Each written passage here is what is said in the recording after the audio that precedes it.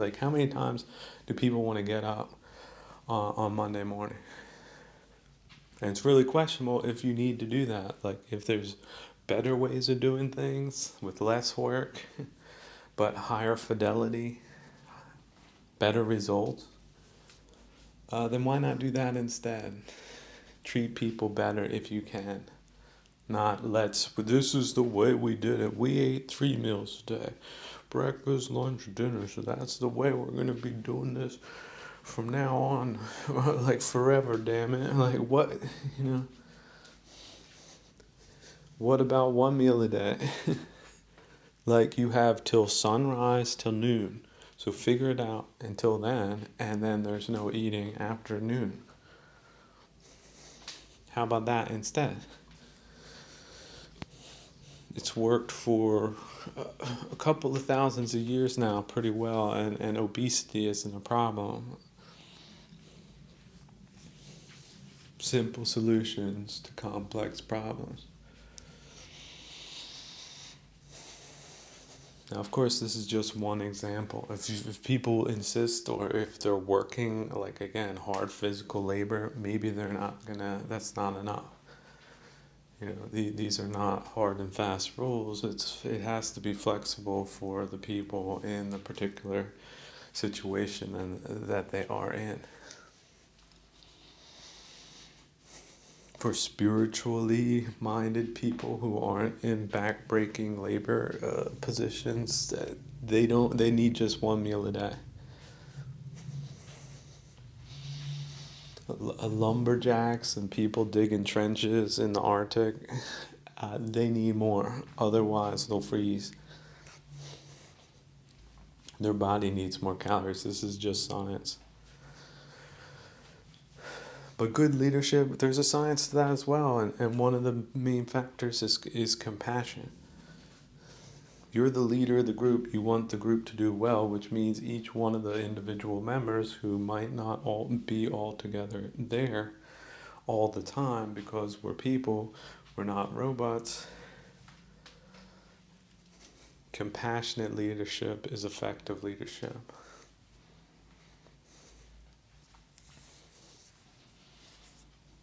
Okay, this guy is blind, but you know what he can do? He can do this, and this, okay? But there's something to be, you have to take a little bit of blindness into account. You have to have just a little bit of compassion for the things that he can't do. A little bit of understanding. This guy walks with a limp, but he can do this, and this. He's great at programming. Well, cut the guy a break about carrying heavy objects. Find someone else that can do that.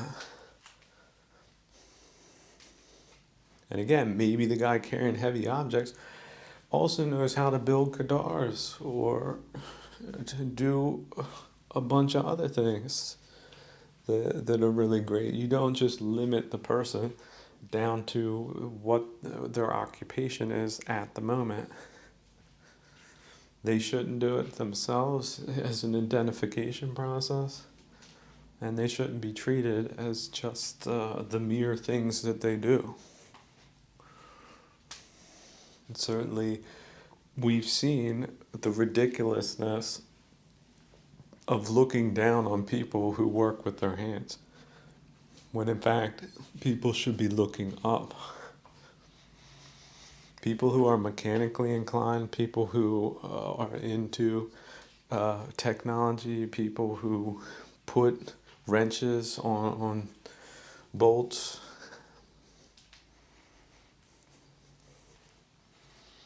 I don't know when the culture decided to look down on people like that, but anybody that carries a wrench, that should be like considered a magic wand. That person is magic. That person's a part of the wizard class. So no matter how unassuming that person may be, there should be a whole lot more respect given to anyone who uses any tool in the course of a day. The tool class. The tool wearing class. How about that? TWC. The TWC class is in a class of its own. Means they get paid way better, treated way better. And when I say treated well, way better, a lot more compassion and a lot less social disapproval. What? That's the dumbest thing that's ever happened to our culture. I like to think to the real people of old. Most of them were most definitely involved with farming or animal husbandry at least half of their day. Even big aristocratic landowners, they had that basic capacity, that basic knowledge, that basic nearness to how to survive. Survival. But in postmodern times, we just have all these detached people with all these fake social signaling. It usually has to do with the ability to get some type of luxury things to signal with. Like, look at my seashell, my pile of seashells I have here, my glass bead collection. That's not capable. It's not a capable society. That's a society that's degraded. It's way too abstract in a bad way. That would look down on the TWC class. What? That's not for real. So, but the good thing is cultures can get worse, but cultures can improve. We've gone through, let's say, the precipitous decline part, and now we've just hit rock bottom. We're like skidding on the top of hell. And now look, we can go up instead. So let's return to companies, starting at the smallest ones and going all the way up to the national company. And busting out the blobs that are there, identifying them like cancer, and then just breaking them up. Okay, this whole department needs changed out. Sorry, it's been politicized. The toxicity seeped in somewhere. You can do a post-mortem. When did it start with who? You can put that in the file, but ultimately that is a lot more academic than the practicality of just identifying and shutting it down. Okay, guess what? Who's this? This department head? These people? Hello, yeah, guess what? Here's your termination notice. Thanks for playing. And then start finding some new people with different principles. And again, the new people, you don't know. You could get another couple versions. It might take 3 flushes. Like the third flush is the right flush. 3 filtering processes.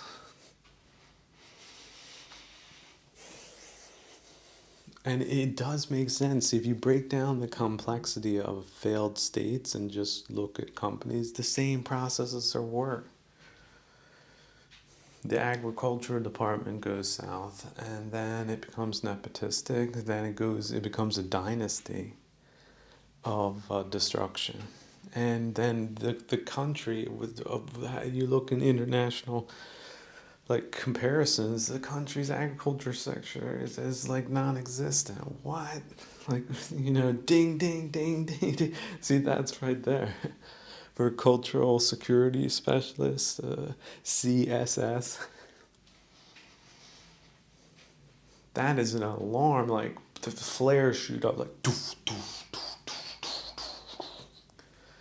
We have activity.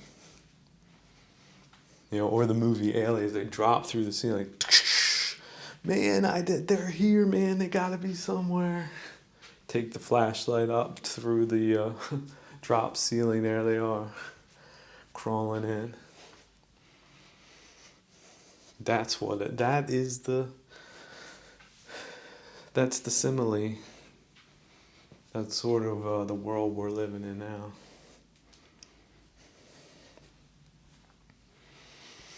But those super sneaky, creepy crawlers, when they busted up, they lit up. That's what CSS brings to the party. And it's not as dire as that because you're already going in knowing how they work. And it's not as nasty as that. It isn't. Lack of achievement speaks for itself. It's like, I got this dude here, like this scrawny high school kid. I say drop and give me a 50, he can do it. And you're supposed to be a gold Olympian gymnast. I say drop and give me 50, and you can barely do 10 before you start wheezing. You're not a champion. You're a bum. You're a fake. You're a fraud. You're a complete bully. And of course, you can get into their psychology. They perhaps were abused themselves. Maybe they weren't. Maybe they came straight out as a pure bully. Went straight into jargonism. Went straight into rhetoric, mastery. Straight into freeloading. Those types of people are all over the place right now. 2023, they're everywhere. It's serious. It is more like the Aliens movie where they're creeping and crawling through the drop ceiling at this point. They're close.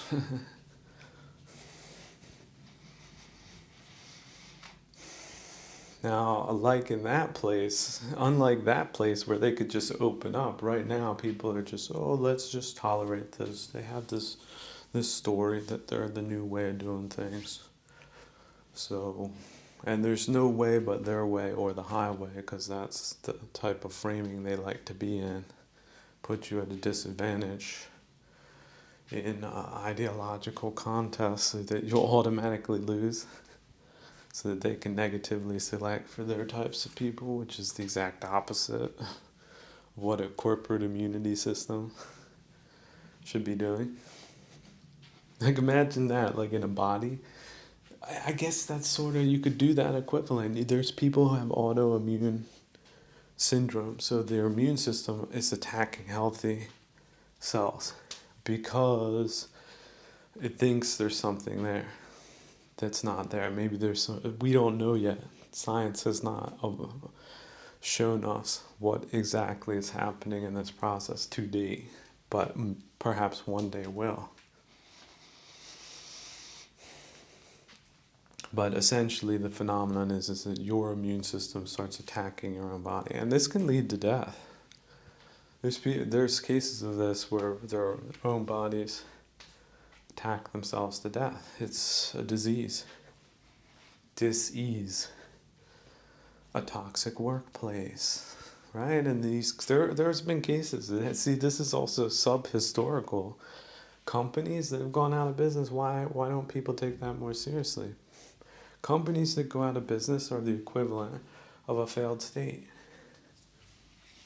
To look at how many more examples we have of that we can use, draw from, and gain useful data from.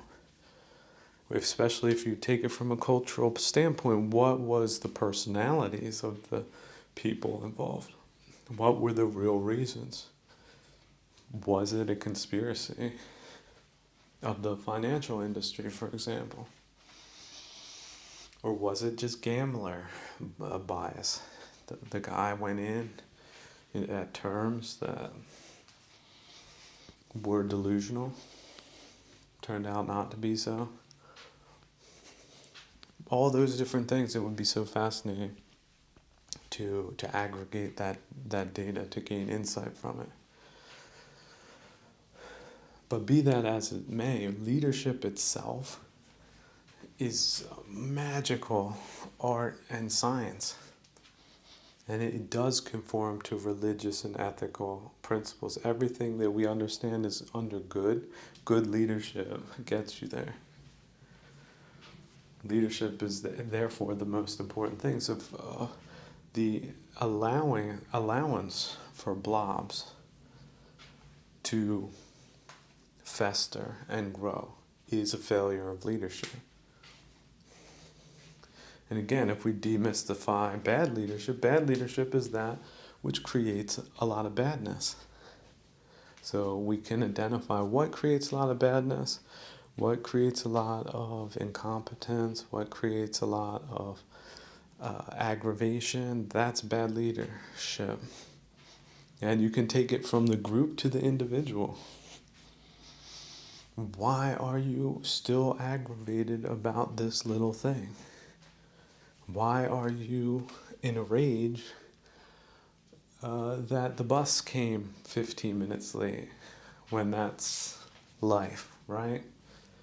Why do you have these bridges to aversion that you keep returning to, even if they're on offer?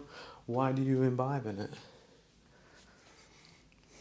Why are you drawn to this thing or to that thing, you see? Why are you overproducing as a company? Why are you flying around manically all day long?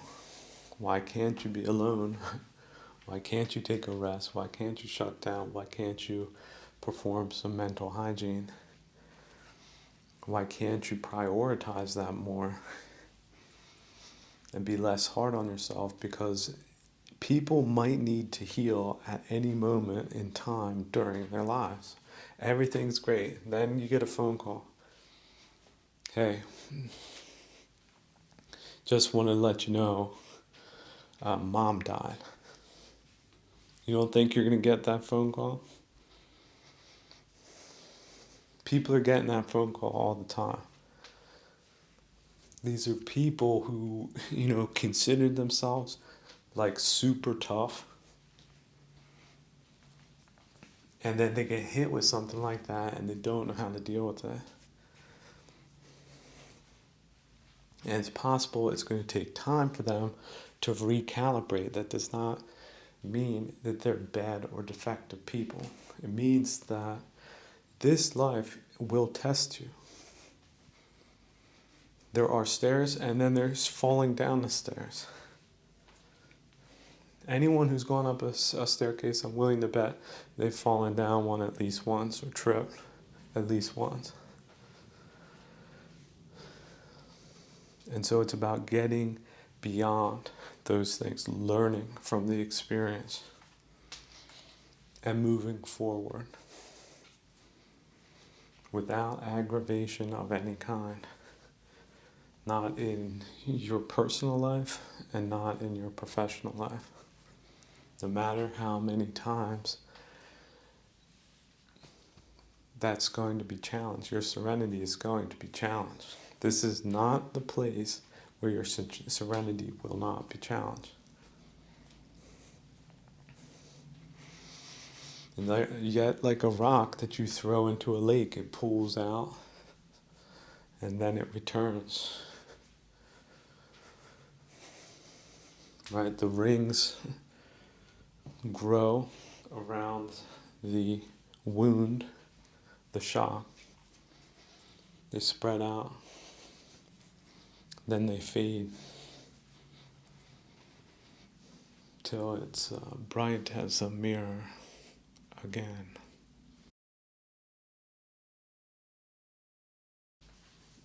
How about a working class president? A president for the working class? Voted by the working class to assist the working class to do great and good things, because that's how they're done.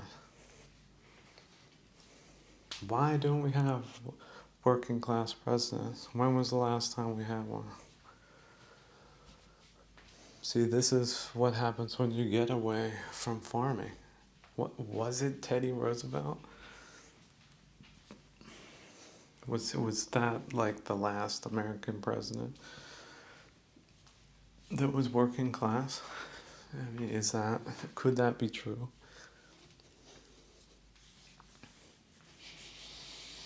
And yet still we're still standing in some form or another. So it's not like it's a defunct company.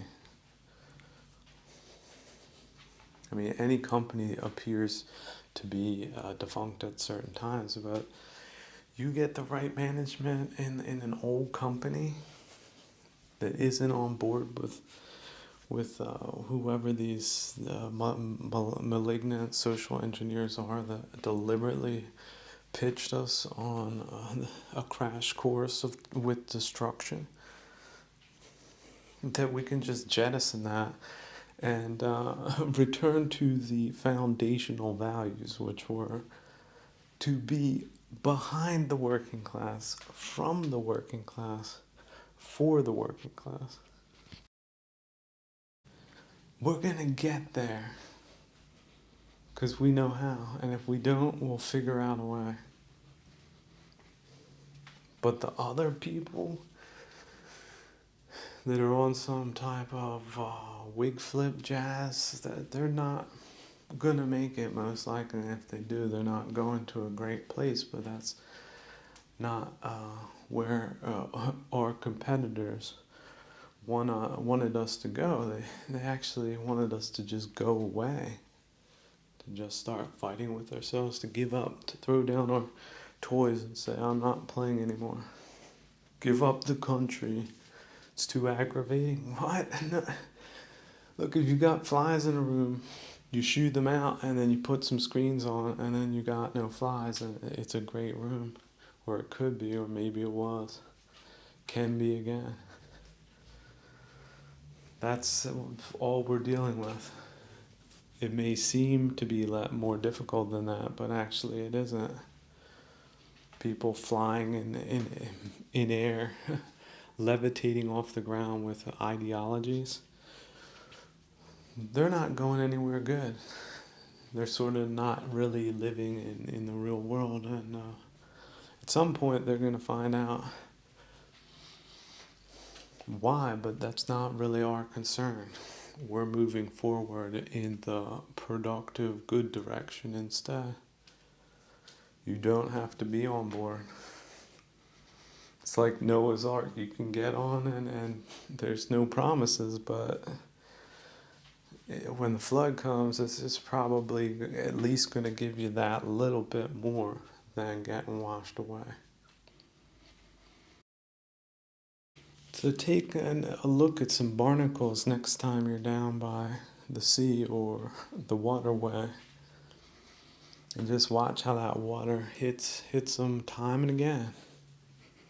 Some of them fall off somewhere, some of them came from somewhere, but they're doing well on sunny days, and you're not really visiting them when there's a hurricane, but they're there too. And all in all, it's not a bad life.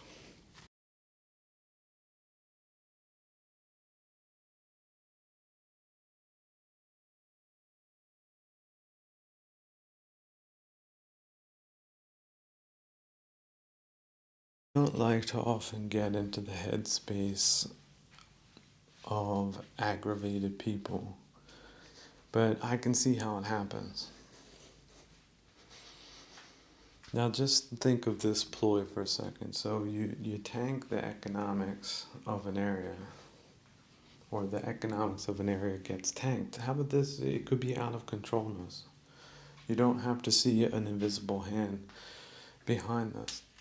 It could just have happened because it happened, and these were the causality, the results of the causality of the process at work.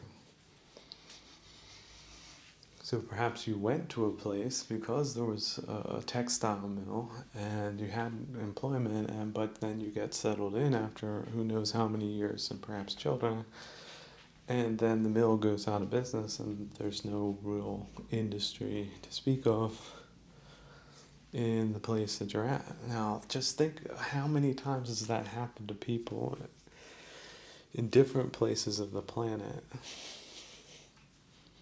in post-industrial times.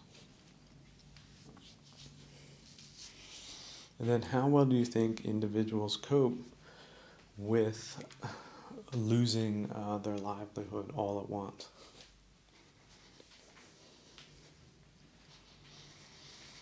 Their routine, their purpose in life, their identity, their position, their responsibility.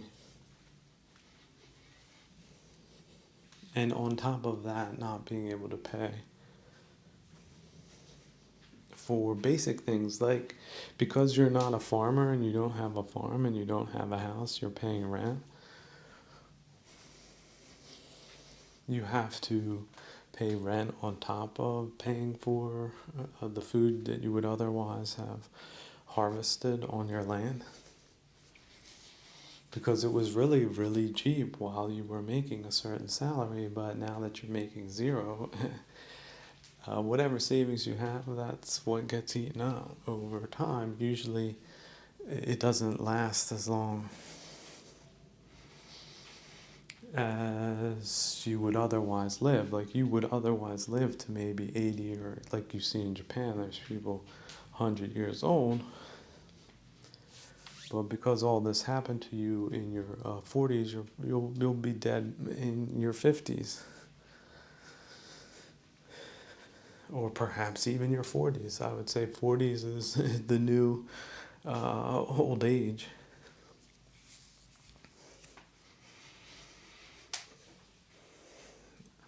Certainly under socioeconomic, political conditions like that. Like a political situation is a political system that cannot respond to challenges like that wisely, cannot reintegrate people into something that is working instead of something that isn't working, so that those people are not just lost to depravity and poverty. Now, there might be some institutions that are responsible for that process happening, but it's a process that can be done better, probably where you are, who are listening to this, and that could be anywhere in the world. It's not specific to an area, it's just a phenomenon that can happen. And it requires leadership, it requires resources, it requires perhaps even a new project that is funded for the purpose of replacing what was there in the first place. Maybe textiles isn't the thing that is needed right now, but maybe something else is. Maybe something culturally significant. Maybe it's not about military rations, factories all the time.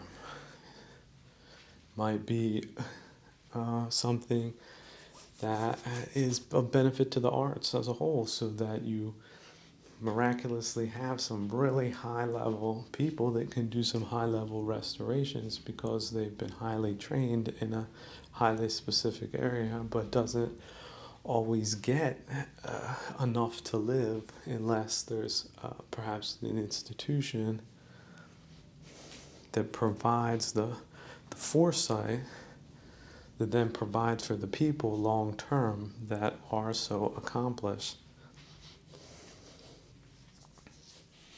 And it's good for them, and it's not just good for the country and the company, it's good for the world. Like, there's not a whole lot in the cultural spheres that are the equivalent of a nuclear bomb, right? A nuclear bomb or nuclear science, as fascinating as it is, has a potentially some huge downsides to it. It's very dangerous. Whereas culture, come on. I mean, we've seen these cultural attacks. Okay, we've seen that it can be weaponized. But look at how valuable culture is. Culture is in effect research and development. It's basically that. It's a precursor to that. And it needs to be not just the material sciences, it's a holistic thing. You cannot neglect the humanities. The humanities is part of the fertilizer. It's like phosphate for plants. Without it, it will die. It will grow anemic or sickly or gangrenic. Gangrene of the mind, gangrene of the values. Get a bunch of people that are all into anarchy all at once. Guess what you're going to have? Just anarchy. Isn't that fun? See, anarchy is a bad system because what do? You break down things, but you don't build things back up. It's a continuous breakdown. Anarchic principles is of just falling down the steps and not doing it gracefully either. It's pretty barbaric. So the people who just preach that as a principle, let's break things because it doesn't quite suit us as the way we imagined it should suit us because we're loaded up lords of what? Narcissism, is that it? Like, I'm so special. Let me break something. Why? These are the values that can, I wouldn't say they propagate themselves. I would say there's just going to be some knuckleheads in every generation. That's just the way humanity is built. Sorry. It could also just not even be from your tribe. Like your tribe, everything's fine. Except for, toxicity in the airwaves. But on their side, they got all these knuckleheads that think like that they were, screwed over because they were told that the West did it to them, not their owners. So you have to have substitutionists on blame too. You can't just be blameless. Somebody needs to be blamed for it. They just don't want to be blamed. So they blame the West instead of blaming themselves. Reforming themselves. How about this? They're still there. There's no wind gust in the world that can blow these people away, apparently, although certain wind gusts certainly can.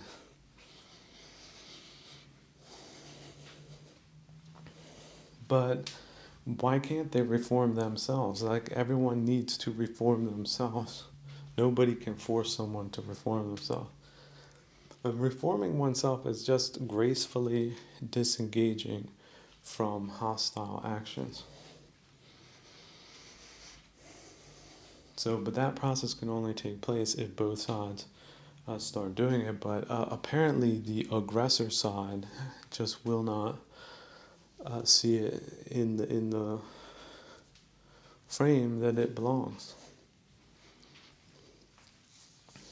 It was based on faulty perceptions. It was based on misunderstandings. It was based on personal ambitions. And now all of those things have changed over time. And they don't seem to be as pressing as they once were because each day you can distance yourself a millimeter away from false narratives. And also the speaking of falsehoods. Lying is, again, it's bad for you. You don't think it is. It is.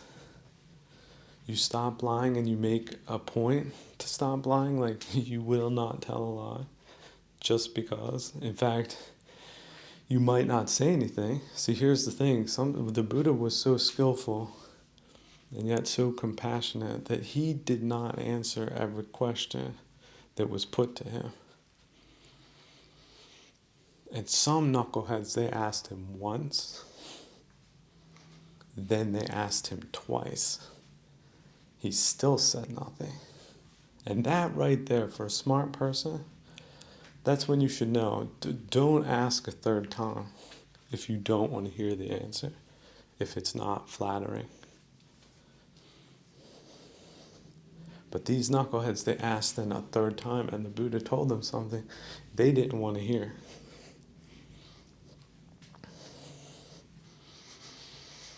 Now, was it the Buddha's fault for saying it? Well, it would have been if he had just belted it out. How about this? He didn't just willy-nilly answer people's questions before they asked them. Why? If it's not even in their causality of their life to do that, then they perhaps dodged a bullet. Because why do you say good words, good deeds, good action, good thoughts?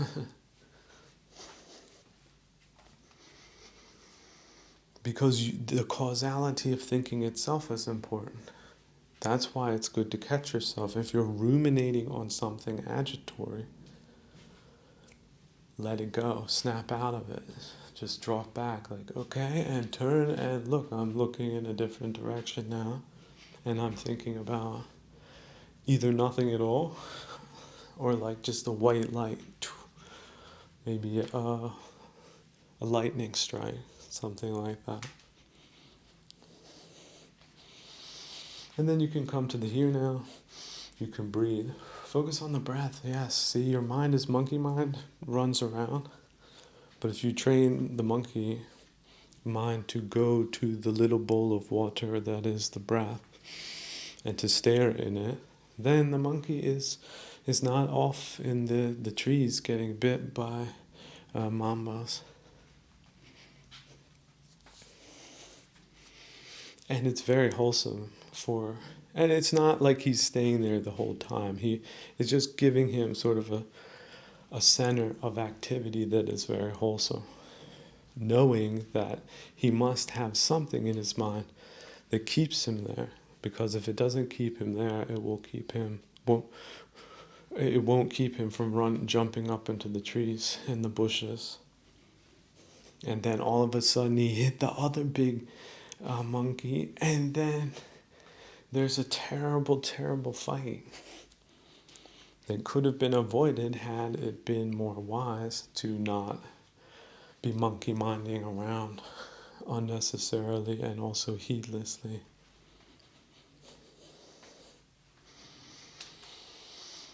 Now, of course, out of controlness, no monkey mind is going to be as or have as much equanimity as he would perhaps like, because it is a skill. It's a skill of the mind. It's a skill juggling balls. It's a skill engaging in mental hygiene, cleaning the mind. Like you soak it in water first. Like imagine you take your brain out. It's like a hard sponge. It's real crispy. It's burnt.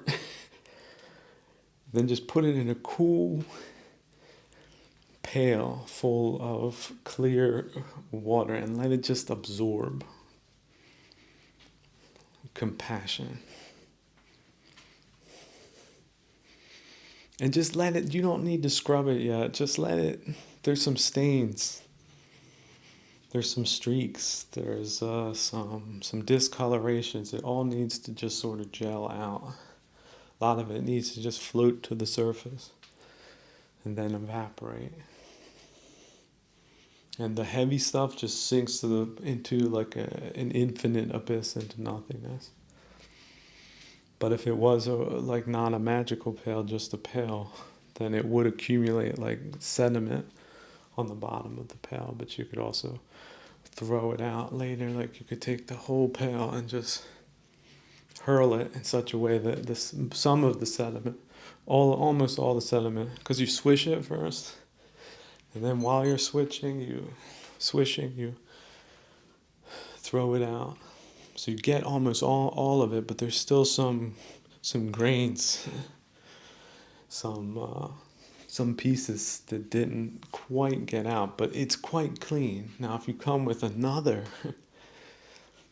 filling of the pail with clear water, and then swishing that, and then throwing that, and you do that 3 or 4 times, then you finally get a pail that is empty. and free of aggravation, free of resentment, free of stagnation, free of circular ways of thinking that are unwholesome. That's a nice way of putting it. It's unwholesome, agitating, irritating. This leads to irritation, ergo, it's not the right path. So you might go down a little bit, but then you stop and you turn around and you go back. And you don't feel bad about doing it, which is so counterintuitive in many instances, especially when you get extremely angry. But you're able to disengage and then pull it back, go back without self. An ego that would say, no, this is important. You need to escalate. No. You've got the option. Of course you can escalate, but why is that wise? Oh no, it's not wise, so let me de-escalate. Like, let me have my foot on the brake, not on the gas in certain situations, especially when cars are flying around at a high velocity. You best have your foot on the brake. You got your foot on the gas, you're going to hit it at the wrong time, at the wrong place, and it's going to be a potential fatal accident or a crippling one, or you cripple people around you that you wouldn't have crippled in that moment had you just taken things slower. But you didn't have that capacity because you didn't have the skill, because you didn't practice it before you came to that point, and that's why it didn't come to that point, because you've eliminated the causality of that happening in the future, because now you've adopted virtue as your baseline, as your indicator. Like, if I'm 100% virtuous, I have a 0% chance of real problems, because the only problem is self. How the self sees something. Oh, this is terrible, this is great. How are you seeing it, and why? Do you need to see it as terrible? Do you need to see it as great? Why can't you just see it with perfect neutrality?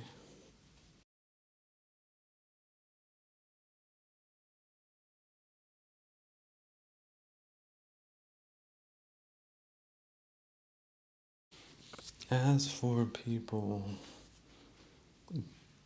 justifying vandalism to the arts, listen to them closely. So you produce a lot of crap and you're calling it art. It's art that attacks the traditions it came and places and people that it came from. So that's the whole of it. And why do you feel like it's a good idea to do that, or why do you think that's art? Well, they usually have some self-serving narrative that they plug into. Like, I was victimized. Well, yeah, if you feel like you've been victimized, then you feel like you can get revenge for doing something that you were clearly victimized, but were you that? Or maybe somebody just told you a story. Oh, the whole system is out to get you. Something like that, something crazy like that. There's people that don't believe that, especially if they're down on their luck or never saw luck ever. So imagine they plug into those lower regions of the hell realm, and boost these people then up, and that's what they do. And they think it's funny. Like, they start running out of explanations over time, at least people paying attention. But people aren't supposed to be paying attention to art. They should be, if they don't understand art, you see, they should busy themselves with other things, like getting back to work and getting paid for nothing, while prices increase to the point you can't afford to eat. How about that? Like, would that not be how economic warfare looks like? Like, wasn't that a thing in the past? Like, isn't that how it would look like? Isn't that happening? Hasn't that happened? Who is shaving the economy like that? Like a lawnmower? chopping the heads of the grass off all the time. And sending the grass where? Where is all that harvested grass going? If it's not going back into the country it was harvested out of, well, it's going someplace else. Is that wise for the place where you live with millions of your own countrymen going to rack and rule? Is that a good policy, or does that sound like a bad policy? And see, right there you can just let that go. Say, all right, well, it was a bad policy that was proposed and perhaps believed in for a time, but we can change policies. We can drop one policy, we can pick up a next. That's what independent insurance agents of repute have done for centuries. There's different insurance companies. Some of them change their policies and it makes it more difficult to work with them, and others don't. The ones that maintain high levels of performance. And that's the thing, our economy, we still have high performing members, it's just they need a little bit better leadership as far as synchronizing activities. And ultimately that's what it is, it's like an orchestration, it's an orchestra. A conductor that, hey look, the flute section's not there, where are they at? Okay, we don't have flute people, find some flute people. That's the problem we have for today. Oh, how's trumpet doing? Trumpet sounding great. Right? How's the violin? Wow, always a pleasure working with the violin section this time. Last time, it was the other way around. So that's how it can be an artful institution when you have a culture like that, instead of an oppressive culture of everybody shut up. Because the people running this place don't want to hear any feedback because they feel it's threatening to their own personal ambitions or perhaps even safety, certainly their reputations. I understand that. That's why I'm not in politics. I'm in the arts. I'm in literature. I'm not here in this time. I don't talk to this time.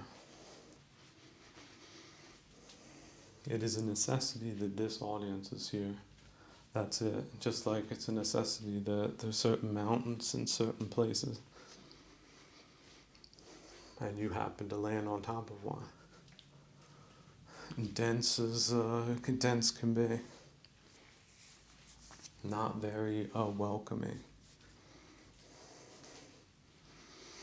Not very hospitable, and yet if it's passively there, at least it's passively there. There's some static property to it that is perhaps even ennobling, just being there in the vicinity of an immovable mass.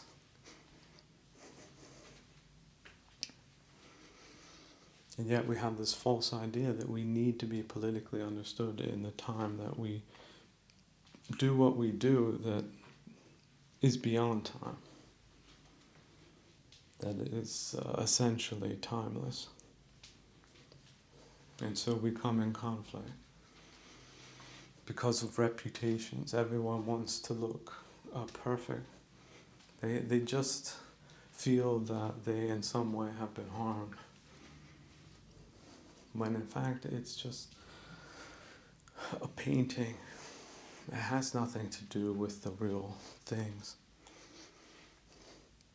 This is why when somebody says that somebody said something and they meant this and this, you don't know that. And here's the other thing, people can change their minds. I love it when people change their minds. Like instead of doing something harmful, they changed their mind. Just, they were going to do it. They were really sure that they were going to do it. But then they stop midway and turn around. Isn't that great every time that happens? That's happening all over around the world. Just as I speak, some people are getting it. Yes, oh yes, skill is increasing worldwide. And why? Because people are becoming more skillful because they're practicing more. The important things. They're not practicing getting aggravated. That's not a skill.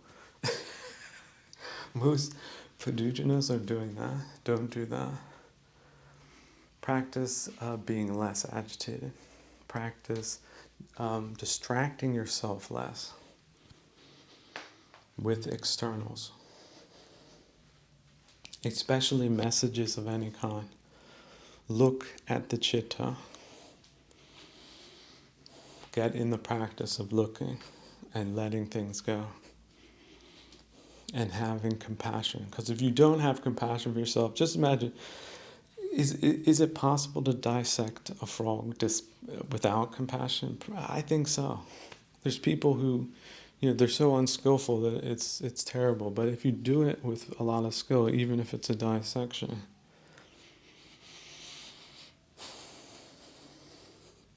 you can find a lot of neutrality in that.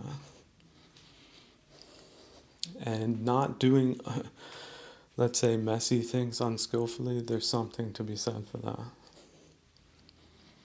So include in your physical regime a cognitive regime that brings you back again and again and again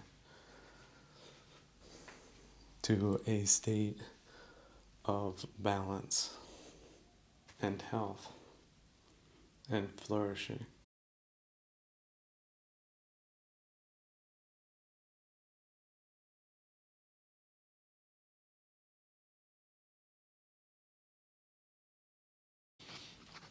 It's always a good idea to return to comedy from time to time. Like, especially if you're feeling tragic, try to direct your mind. You can do it, right? Yellow house, green house. Direct your mind towards that quest. It's a good area to forage into. But before you can forage into a new area, you have to drop whatever it is you have. Take a breather and re-acclimatize to the new goal, the new way, the new right way, right view. With also right satisfaction. If you can slow things down to zero and be content with that, well, isn't that ultimate satisfaction? Not running around hither-dither.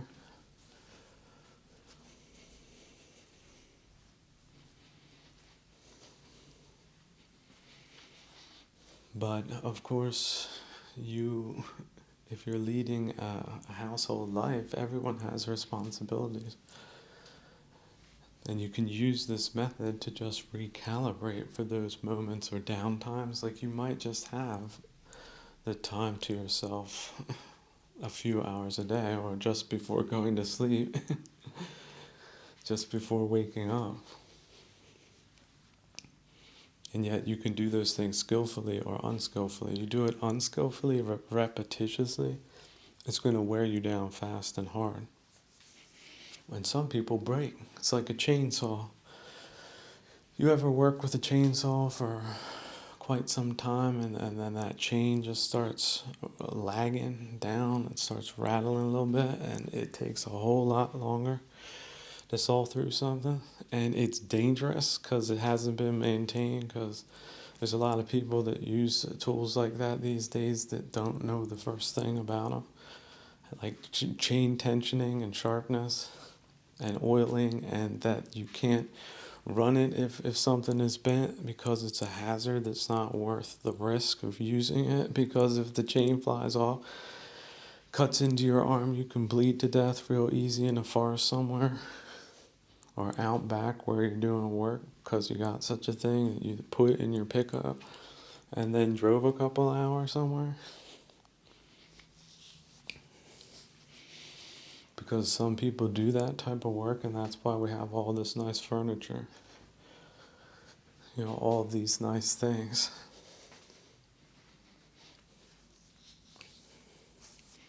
So you can come back to gratitude. Look, there's people living in holes in the ground, and some people living in holes in the ground, they made those holes very livable, but that's skillfulness. Skillfully living underground. It can be done. It can be quite invigorating. It's a whole new way of micro architecture for the single, solo, or maybe it's a group. You know, there's a 5 cabin, a 10 cabin, 15 cabin. I'm sure there's a right way of doing that and a wrong way of doing that. So what about designs like that? Useful, practical architecture for a demodernizing world. See, we had de-industrialization, now we have de-modernization, which is, you could say neo-barbarian, but you could look at it more passively. See, it's better not to put extra spin on these hardballs, because apparently a lot of people have to first come to terms with the new realities we're dealing with, not the realities that we wanted. Nobody wanted hostility. And yet somehow hostilities, it became on both sides. So is it a self-serving game? If so, why is that so?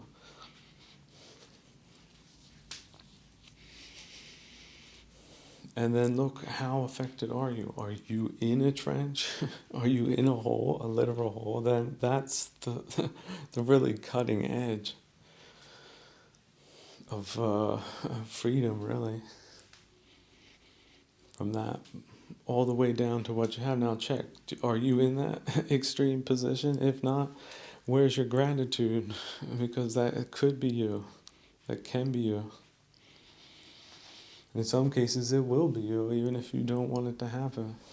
Somebody somewhere decided to do something for some reason. This is what we have. One side is all of a sudden supposed to hate the other side because all of a sudden certain people have problems with someone else. And then it just becomes formalized in the form of a hostile policy. Man, how do things like that happen? And yet it happens, right? You're driving down the road, your tire gets a flat. It can happen. Times history is a very bumpy road, very bumpy. And in some places bumpier than others. How about this? Places that have earthquakes. How about Morocco? Morocco was doing okay, all things considered, and then out of the blue, an earthquake. The whole place is wrecked. Completely different atmosphere. All of a sudden, and then people have to deal with that. That's what they're dealing with. Stacking bricks. That's how it can happen in humanity.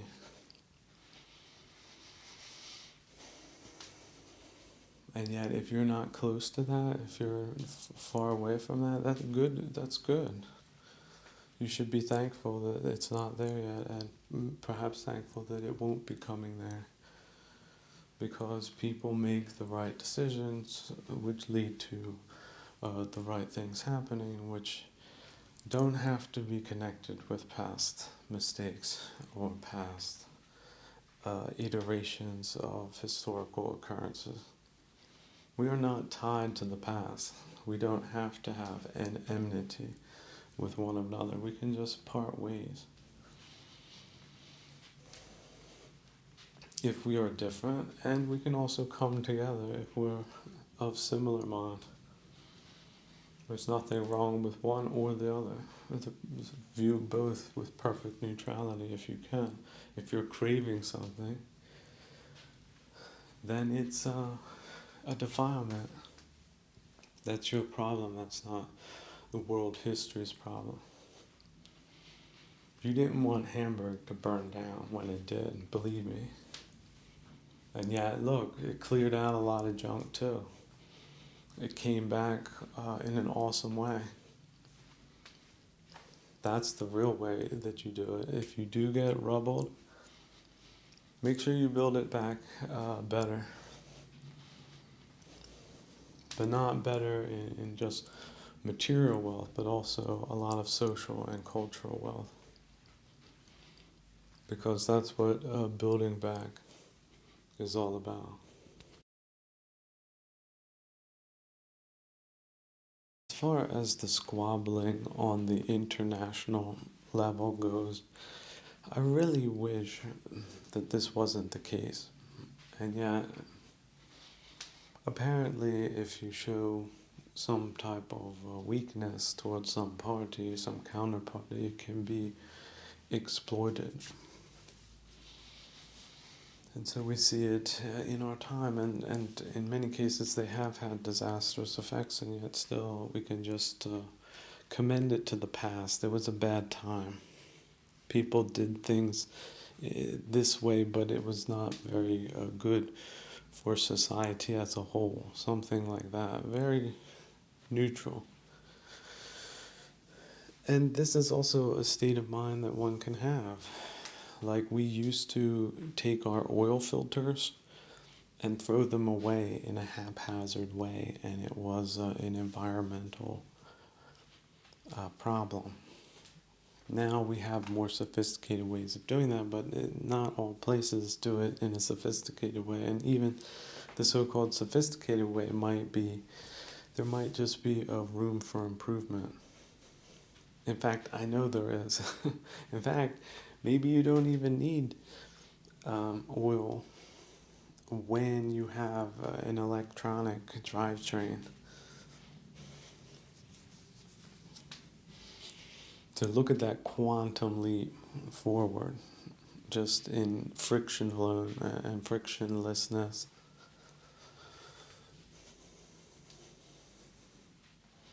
And so when there's things like that happening, I would so much rather devote my time to such things than to acrimony, and certainly neighbors squabbling amongst themselves for mostly vain pursuits.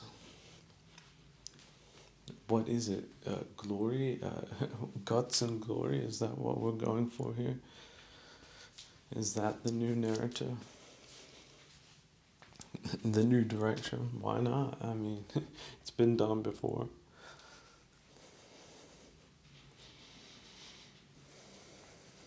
Because some people insist on it. They must have it that way. If there was any other way, why wouldn't we find it? And yet, you can't just let yourself be punched in the face. That's not the right thing to do. It's not right to punch people in the face, and it's not right to just take a punch for no reason. That doesn't necessarily mean escalating, but it can mean ending a conflict in a favorable outcome and not the other outcome. And yet, what is an unfavorable outcome? The other outcome is your path.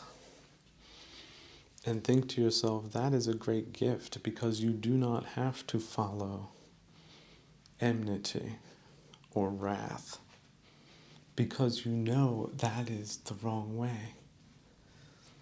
The only thing that's making this decision hard is the self. And yet there is not just the possibility, there is the reality of no self. But that button, you haven't hit it yet. It's stuck. Even when you hit it, it doesn't mean it punches in. It doesn't connect. But if you keep punching it, let me tell you, you have a better chance than if you're not punching at all, if you're not punching that button. And it's really not hard to do. Just tap on it. You might take 1,000 tries, but usually it doesn't take that long. You might think at first, if you get frustrated with the button instead of staying skillful and chill, you're going to have a better chance of solving the problem. And it's not going to be torturous for you, and why should it be? It's sort of cool. You can tap on it like a drum. Have fun with the hindrance you're dealing with. Playful experimentation. Oh, here I catch myself thinking exactly the way he said I would catch myself thinking about this same thing again. And now I'm going to let it go again. Type of enthusiasm that you get in the later stages of the practice. and things get easier. That's something to tell beginners. Just imagine you have a guy who is used to running and can't run because his legs need to fit back together. You need to tell him that it gets better. This is the beginning. This is a zero. And it goes, it might not get up to 100, but 80 is pretty damn good. I mean, how many things work 100% of the time, especially biological things? Look at a field of roses. How many of them are perfect, and how many of them have objective defects? And yet, if you were to focus on those, you would be missing the rose. So, see the rose, smell the rose. Keep your focus on the rose.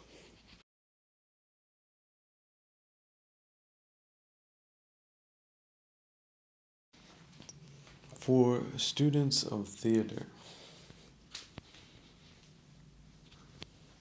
learn to drop the ego and don't pick up a role.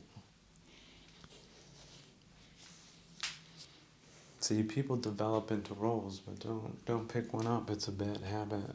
It's fine to be just neutral.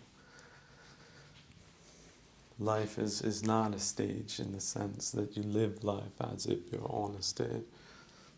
But certainly it does show the capacity that you have to be better than you thought you could be.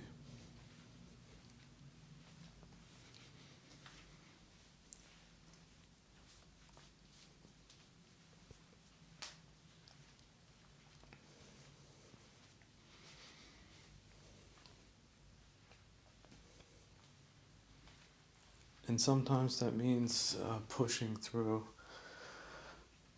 days, weeks, potentially years. But see, if you start thinking out into the future, you see how much more difficult it becomes, like how much more weight it has if you think this is for 10 years or this is forever.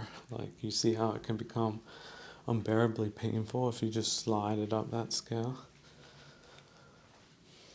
People have a melancholy condition. This is something that some people are prone to, and if they're unskillful, it can kill them like that. So if you see that it's not automatic that someone would have to suffer that much because they can take a different viewpoint on things, such as anicca and out of controlness, then you can accept anything in this life. Oh, yes, you can. A boulder got dislodged on a side of a cliff, rolled down and killed 3 hikers last week. These people didn't deserve it. They didn't see it coming. They're having a great time. They're top of the world, top of their game, top fitness, everything. That boulder was flying down at like 50 miles an hour on a clear, sunny day.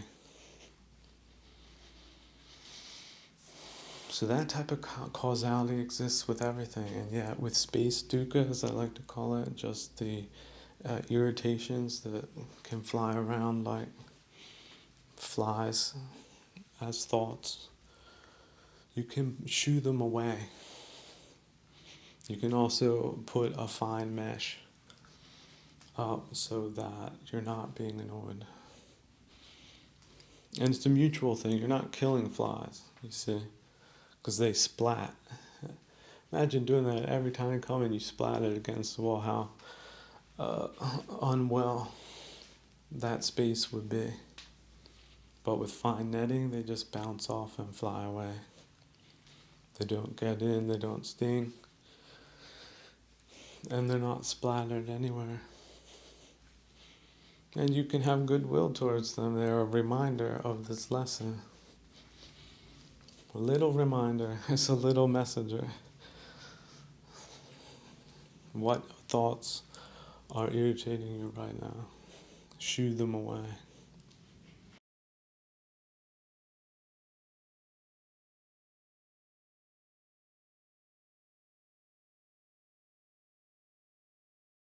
Short update on the Lampedusa thing. So they are ferrying them inland. The Red Cross is working with them and some NGOs that are really strange, like getting these dudes suited and booted. For the civilian sphere, you can't look like you just got dragged out of a boat with nothing. So who's doing that? Who's boosting these people? Who's helping on that imaging side? Hey, who's making money off that again? That all needs to end. So what it appears to be is it's cops that work with the narcos because where does those drugs come from? Well, now they got to do this too, let people through. That's how it happens.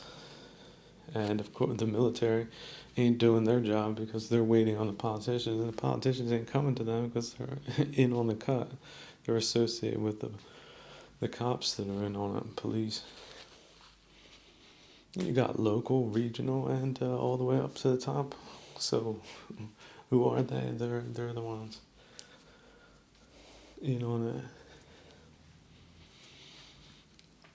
So in any case, battalion-size elements, brigade-size elements, coming in an organized way and then being distributed.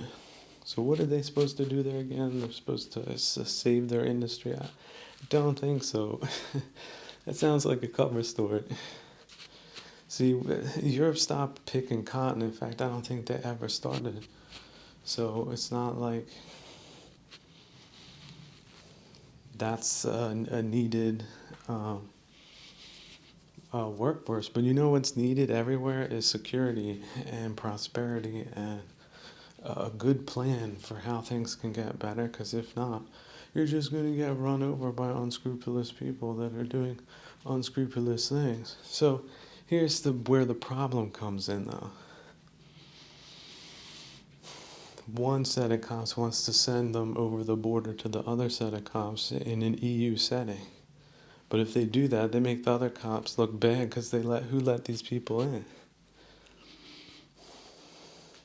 And so what is essentially a warlike act between nations, sending brigades of irregulars irregularly via irregular channels into someone else's border?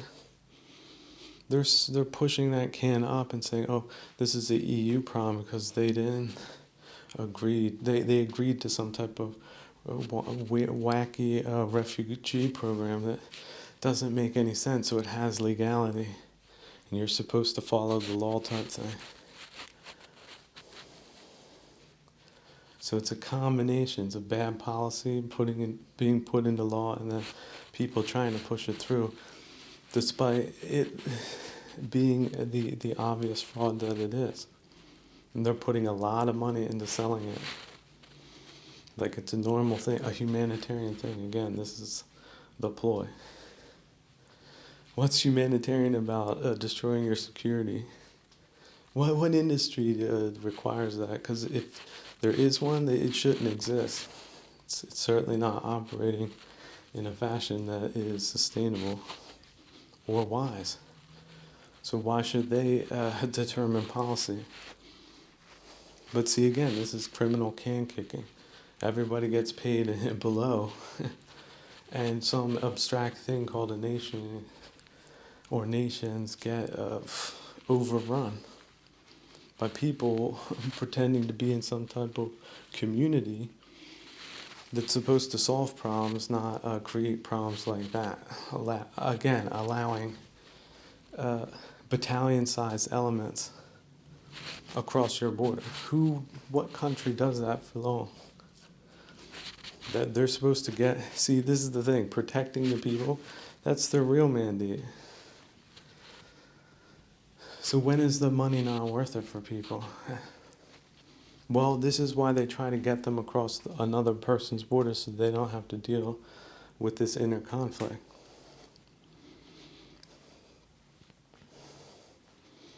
And the people in between are just the ones that have to scatter. This is just how things are being run there.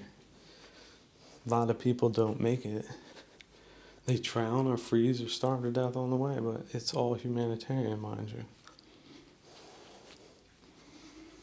And it does have to do with the Sahel and the flipping of Libya and Syria. And now we got Albania. So look at those points. Serbia.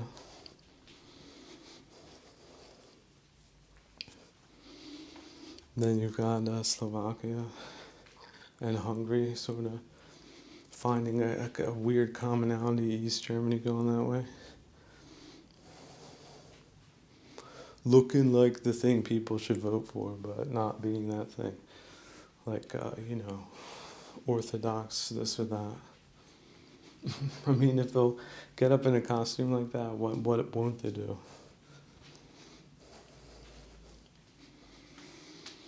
But be that as unscrupulous as it may, it doesn't mean they're going to succeed or that we should follow their plans or consider unwise things wise. We don't need to go that way.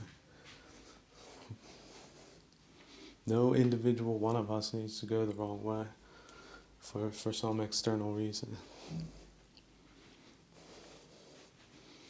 Now that doesn't mean you walk out the door as an atlas and carry the entire world on your shoulders and take responsibility for there being perhaps a massive fire when you were nowhere near it. You didn't start it and you couldn't put it out.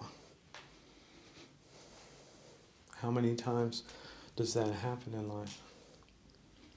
Did you have bystanders, people that are just ancillarily there, ancillarily get it? Or don't get it, like the other people got hit by artillery? They can't tell the tale, but as long as you've got these next 5 minutes, you can, type of scenario.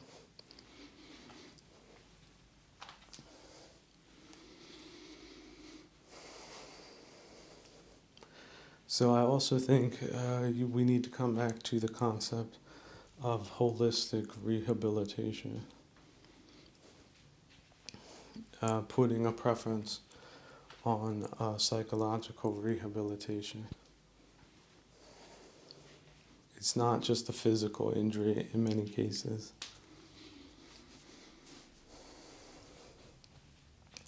And so instead of just saying, yes, somebody is not responsive or this or that, why not just start with more compassionate methods, realizing that psychological trauma is not insignificant in many cases, and it's always significant for those who have been damaged, whose fault it was not, even though some think it is. When it's just all about out of controlness and time and testing. So it's not just mental hygiene, it's spiritual resilience.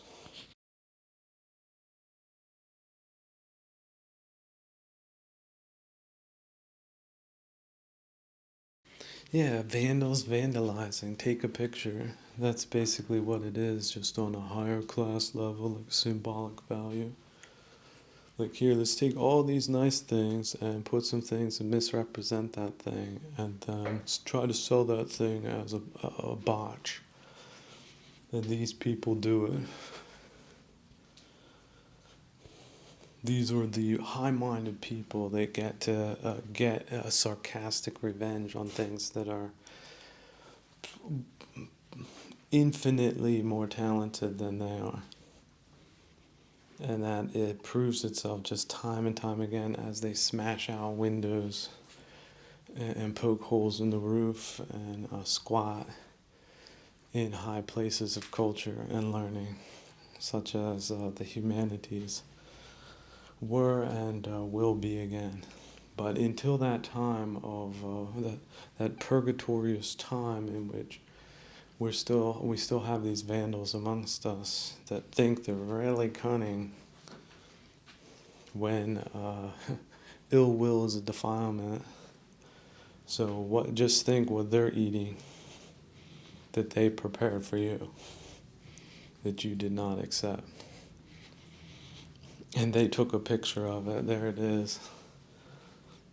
Look at how good and bad don't mix. Which is to say, an infinity of contrast and not of a connection. And just remember, sometimes you gotta hike out, you gotta pack out. Things change.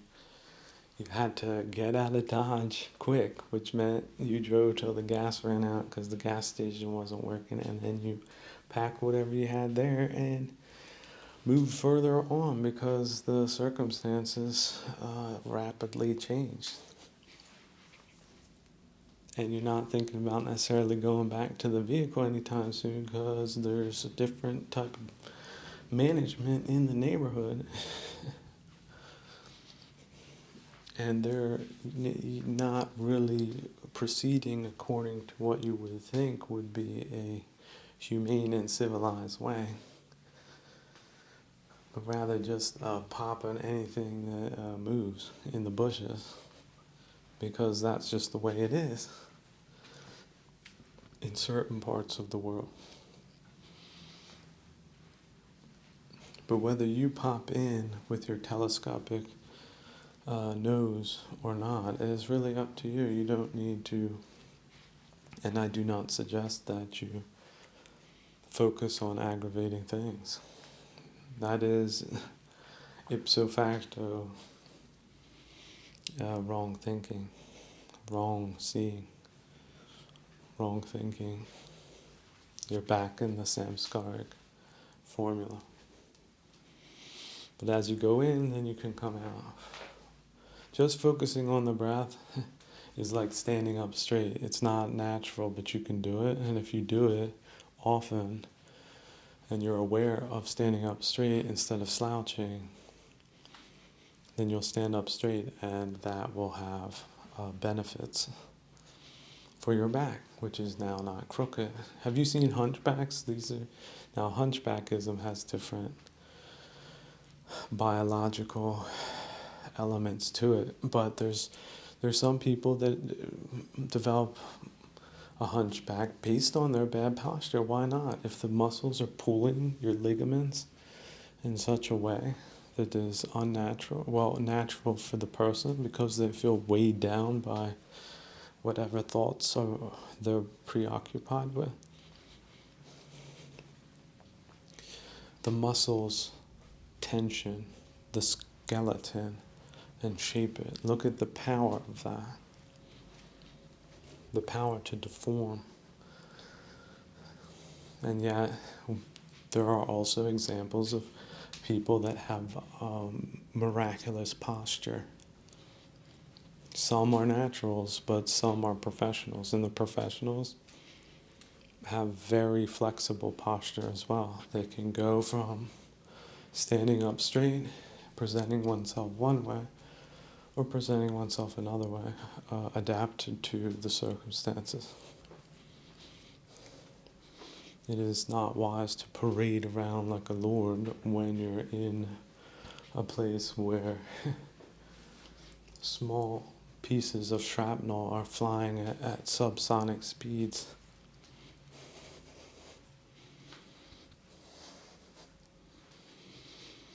But you can be in those places and you can be away from those places. The problem is if you've been in those places, coming away from those places and being able to shift gears cognitively to bring the threat level down. Because there's a new normal, and the new normal is that there is a certain stability should you have a civilized life. A civilized life provides stability. But a civilized life is not necessarily an overproductive life. It's not necessarily a productive life. It doesn't need to have a utility. It's its own value. But it can appear to have a negative value if you're experiencing anguish in some form or another. It could be for the loss of a friend. It could be the loss of a sibling. It could be the loss of a child. So it's not specific to the battlefield. It's the battlefield of life, off the battlefield. The entirety of the battlefield that life can throw you into for causality reasons that are beyond your control. So you don't need to figure out why necessarily. And yet, on the other hand, figuring out a few things about what's really going on, what is really valuable, and what is just being presented as alternative reality narratives, it really does mean something if you can pull back and take a clear-eyed, detached view on things from time to time. And to get into the habit of that. But of course, to get into a habit, you have to get out of a bad habit. So it's a come and go process in the beginning. It takes discipline. It takes a certain amount of focus, which is subtle, which is psychological, which is spiritual. There's a subtlety to it. It's like you can't just run as hard as you want on top of a bicycle and expect to have a nice smooth ride. You walk up to it real slow, real steady. You get on and you are aware of how you're getting on. Then you're starting off with just little steps in the right direction. If you're in the wrong direction, you move in little steps to the right direction, as far as you can go, and then just keep going. At some point, then you're going downhill. You can pull up your feet, and then you're just cruising. Not too fast, not too slow. Just right, just in balance. You don't have to then overdo it. See, if you try to just drive that bike as fast as you can, at that point, you can fall off. You're too enthusiastic. You're too grasping.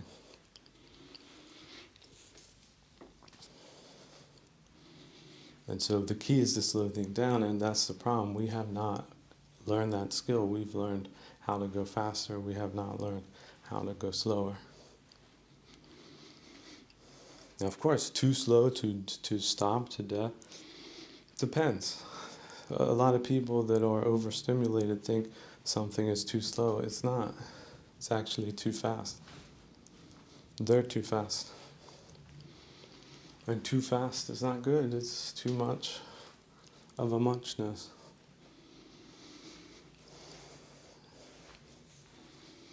So compensation should not be towards hyper performance. It should be to a balanced performance. And to get that balance, you do need to return to zero, or learn how to return to zero periodically, habitually, religiously. So that if you do grow into some of the defilements, you can cut it back and perhaps take a new direction. Even if it's by degrees, like I'm going to do 3% less of that if I can, type of thing. Because it's always about the difficult beginning. So your mind will tell you can't change because it's too daunting, but just try to do the smallest of things that would contradict that. And then once you start doing that, especially if you get into the regularity of that, then you certainly can not only change your opinions on things, you can also change your behavior. I used to go to the disco. I thought it was a fun place. I found out it's a trap in some places.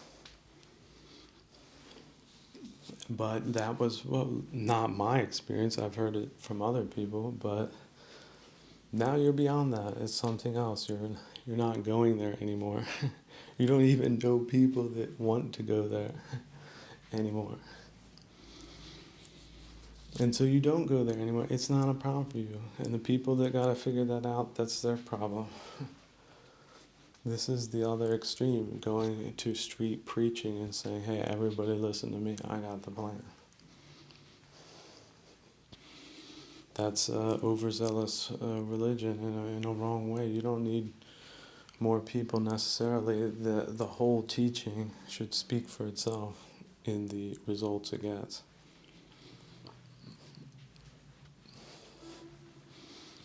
Which is based on virtuous behavior, absolutely. If you're not being virtuous, you are not going to have peace of mind. No, you could ask any Buddhist, that they'll tell you the same thing. And it's very clear, it's very clearly stated what the hindrances are. Very clearly. 5. It's one hand, it's not a book. See, it's an instruction manual for rehabilitating your life so that you become a noble person, someone who is above normal in their lack of agitations that would otherwise drive someone up a wall. A lot of people are too sensitive. You need to desensitize, stop emoting, especially with foreign things you know nothing about. You've been presented Photoshop, and the real thing looks a lot worse than you've been presented. So you've been tricked to a certain extent. A large percentage of us are tricked, which means deceived. Which means, deceived for the purpose of deception. It's sort of like not the opposite of well-wishing. It's an attack. So, but it's framed as well-wishing, so that makes it sort of very difficult for normal people who take people at face value. It's very difficult for them to identify what's actually happening,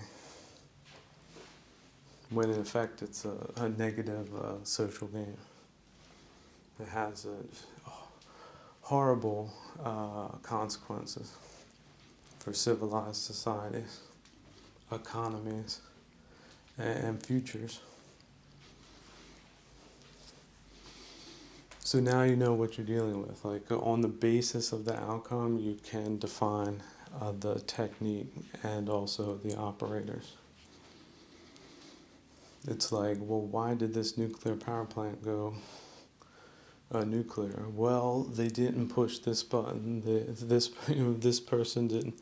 You can, if you have accurate information, you absolutely can come to a definitive conclusion on a catastrophe. But as far as I know, even gigantic catastrophes like that were managed in some way, somewhat responsibly. And maybe not just a little bit, but a lot of work went into it. And as far as I know, it was as successful as it could be under the circumstances. But why should we have deteriorating circumstances? Like, what's responsible for that, and why can't that be reverse engineered? But I do understand, if you're talking to a committed person, that it's not going to change one iota from what they're planning on doing anyway. Well, that is the hands that one has been dealt. What's the point in pretending that's not the case? And then someone's got to just play out their hand, but it's not just poker. There's a lot of moving parts that haven't even begun to start moving yet. Which is why an infinite escalation is probably not the best business decision for business-minded people that I especially know Easterners to be.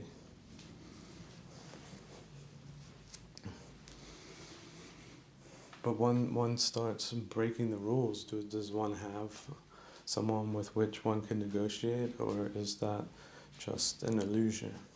Is that another ruse?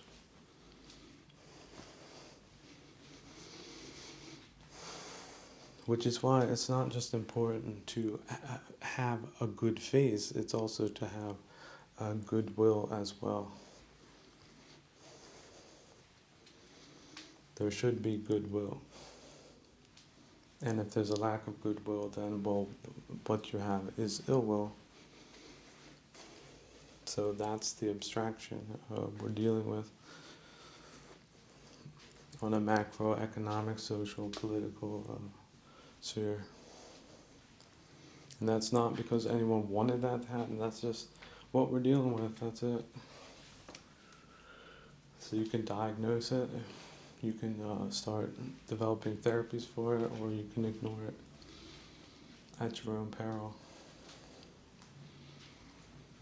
Perhaps some of these organizations will die. They won't make it. It's not a Hollywood movie. It's not always a happy end.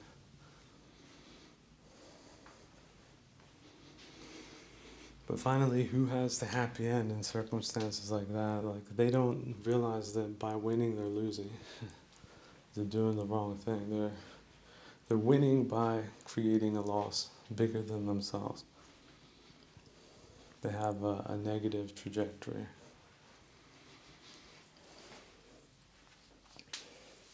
So that's intentional. And it's sad mostly for them. They're the chief victims of it. But at the same time, it's like you're in a storm and someone's trying to saw the mast off because they're in a bad mood because they got an alternative history narrative spoon-fed to them, eminent up them.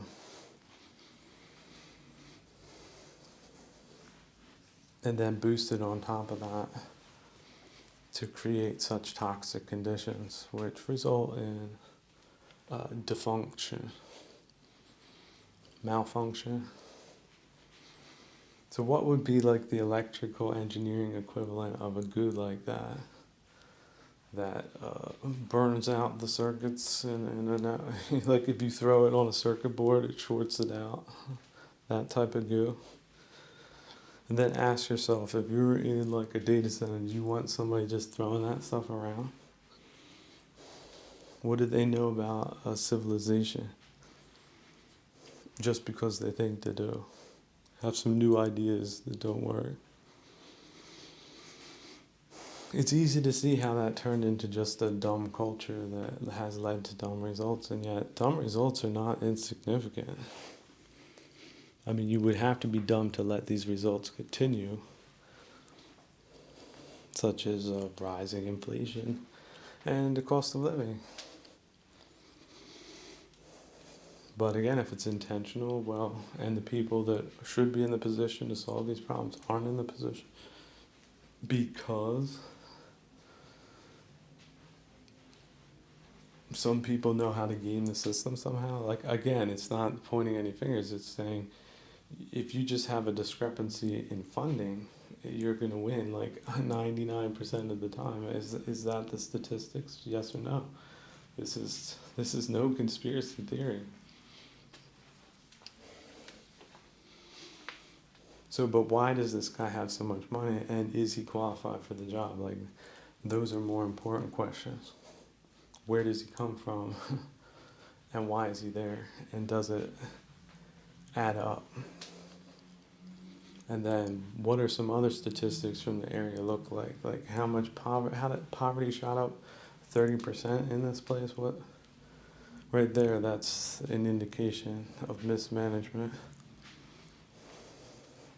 Now, you don't need to go in guns a-blazing, but if the people are not qualified, they need to be switched out immediately. And there needs to be follow-up and reports back. And if anything's fishy, it depends. Like, it might be somebody else then has a problem. Then you want to consider looking at it in a different way.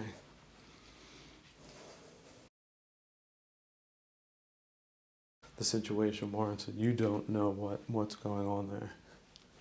You sent something and it didn't come back correct, then you know. that might just be the place. Why that should translate into political influence is beyond anyone's imagination,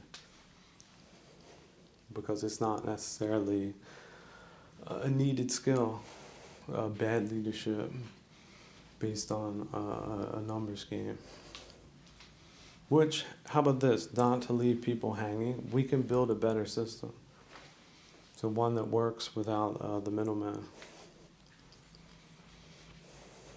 And look, interest is something, look, these are all macroeconomic considerations that are somewhat above the average person's pay grade to figure out, but certainly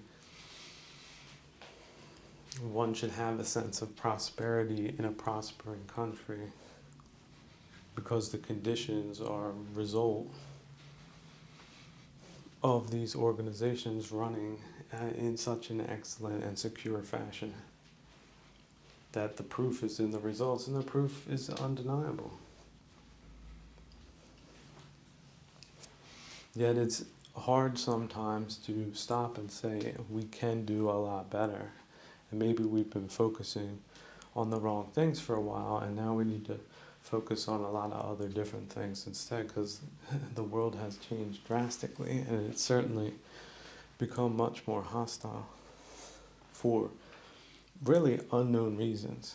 Like, there's a lot of theories, but as far as I know, I didn't start it. I didn't push any buttons. I did not insult anyone.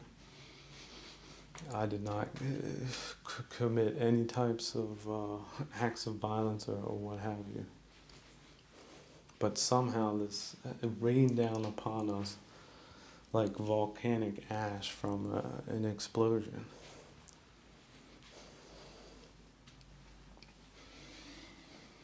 So how we get through it is really anyone's guess. But I do know working together for common values always leads to good things. But it has to be sincere. It has to be genuine. If it's duplicitous and that's your business model, you're in the wrong place at the wrong time.